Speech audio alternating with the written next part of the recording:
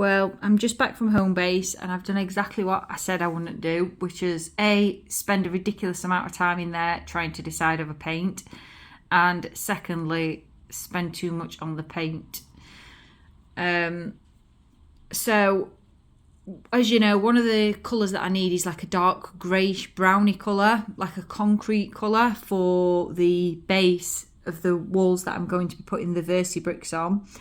And I picked this one up, which is it's just Homebase's own brand, and it's called Flintstone. And it's like a grey colour, which I thought would be absolutely fine to use as a base for the sides that are going to have the Versi bricks on. And obviously as the bricks go on there, you'll just see that poking through, which will indicate the cement in between the bricks. So I picked that up and that was £2. But then I started to have a look around for some paint and I just wanted the normal emulsion. And I found a nice paint that I liked, a Dulux one. And then I came across this, which is Dulux's kind of luxury brand.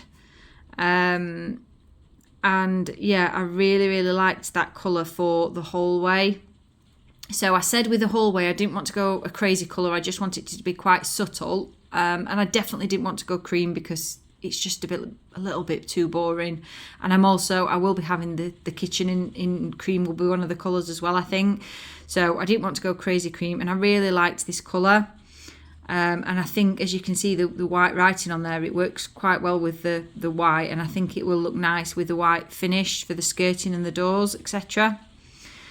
So that was a little bit more than the Homebase tester pot. It was about £4, I think, for that one. So again, it's not too bad, and you get quite a decent-ish amount in there. I think it's nearly 200 mils that you get in there, 125.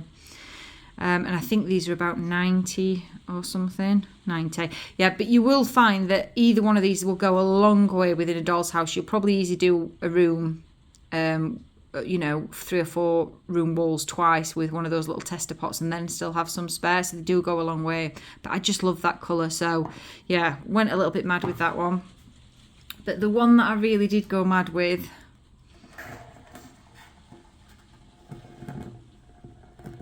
was this.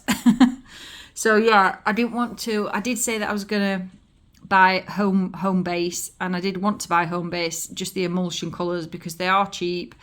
And the tester pots, there's a lot in the tester pots, and this is the smallest tin of this I could get, and it's a huge tin. I think it's about, I can't see, 750 ml, so it's nearly a litre. However, here I'm trying to convince myself I've made the right decision. The finish was perfect for what I wanted. So I wanted like an antique finish, an antique white that wasn't bright white to use on all the wood in the house and the doors, and that is absolutely perfect. And I also, I'll be using it for most of the skirting and the woodwork as well, and that's just going to be a really nice colour. It's also satin. I love satin, and it's quite funny how you end up picking colours and styles that you like and emulating them in the doll's house. And I suppose that's natural, because your colours and styles aren't going to change just because you're on a smaller scale. And the satin wood, I have that like on the woodwork in my house, on the skirting, and it's a really nice finish. It gives like a very soft sheen, and I think that would be quite nice to use on the doors and the skirting in the house. So yeah, I ended up with a big pot. I think that was about £19. So that is a ridiculous amount to spend, I'm quite aware, on a doll's house. However, I will be able to use it. It will last a long time, and I'm sure I'll be able to use it on some other projects as well. I'm just trying to talk myself into it now. The decision's already been made.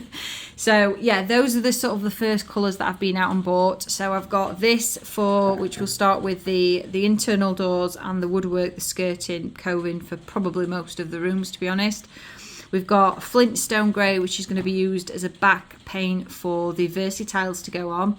And then we have the Mid Umber by Dulux Heritage, which is just a small pot, which will be for the hallway. So that's the basement hallway, the first floor, the ground floor, and the second floor, and the attic hallway. I think, well, the attic I might do something different, but the main hallways, I just want it to be in something that's quite subtle, because I want the stairs to look really nice and I want them to stand out, so I didn't want a crazy colour.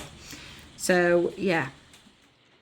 As you're probably getting familiar with it now, this is the basement roof. So this bit is the underside of the ceiling, it's flipped over, and it's now had 2 coats of primer which have been sanded back, and it's ready now for the silk finish. So the silk, I've just dispensed some into a small roller, and I have I think a 4-inch roller head. Now as you can see, it's been used plenty of times before. The paint I've used quite extensively in the house, and then these again I've used, so it's always good. A lot of these tools that you will need for the hobby you'll probably have lying around your own house, so you can put them to use. I do know that this is a gloss roller, and the difference is that the emulsion, or the ones that you normally put on with the paint I'm going to use now, are like the fluffy type, but having tried both, I actually prefer this gloss roller, the finish it leaves, so that's why I'm using that. So you'll find as you're doing this, if you are using this roller, you'll often get like almost a mottled effect. Now if you want to leave it like that, fine, it works out quite well if you're doing like a stone finish, and it will sometimes become a lot less noticeable when it dries, but I want quite a smooth finish. So I'm going to be sanding. A good idea is when you've obviously pressed it in like that, it does. Can you see how that's the finish? But then if you go over it very, very gently, when you know it's all covered, that will actually start disappearing and you'll get a really nice smooth finish when you've sanded. I've just opened and stirred that Flintstone colour. So we're going to be using that on the outside of the basement, and the left hand and the right side. So this is going to serve as a basis for adding our Versi brick slips. So that's why I haven't primed it first, because I'm not really looking for a perfect finish. It's going to be mostly covered by bricks, and that's why I haven't tested it as well. I know roughly the colour I want, so yeah, hopefully this will look okay. If I really don't like it for whatever reason, I will paint over it. But like I said, because it's going to be 90% covered by bricks, 95% probably, then I think it should suffice.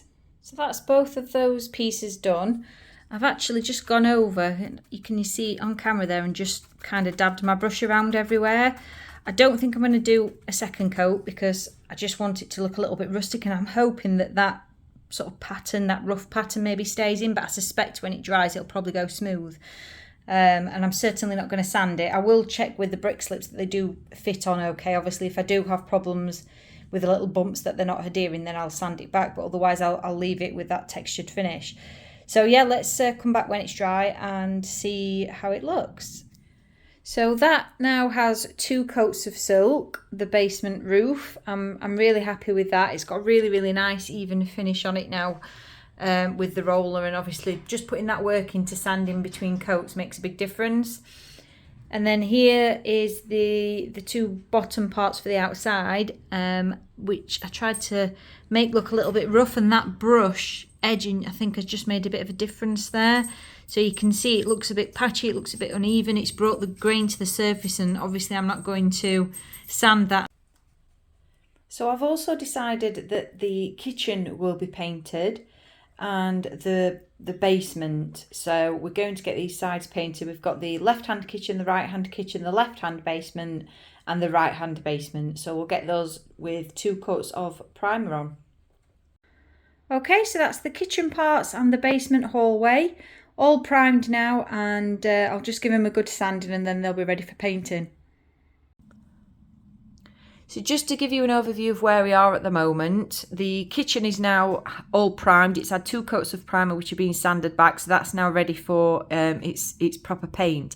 Now I'm at a little bit of a on hold here a minute, because the big roller brush that I had before, the 4-inch roller, when I was washing it, it actually sucks up a lot of paint. Now that's fine when I was using the primer because I've got a huge tub.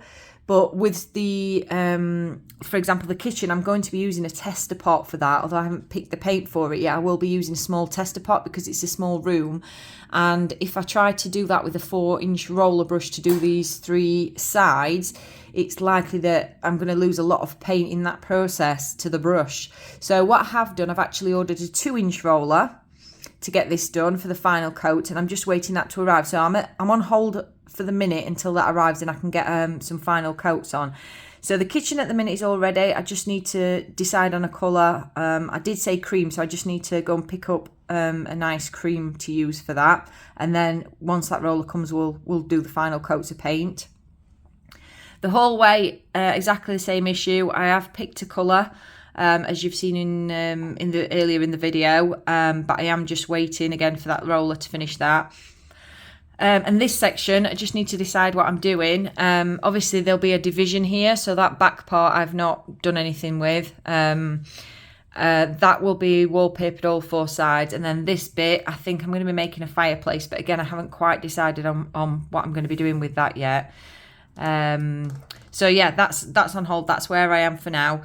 So thanks for watching this video. The next video will be probably looking at assembling the front part, to be honest. Now, I've had a look with that bay window up. So I think we'll be doing that in the next video.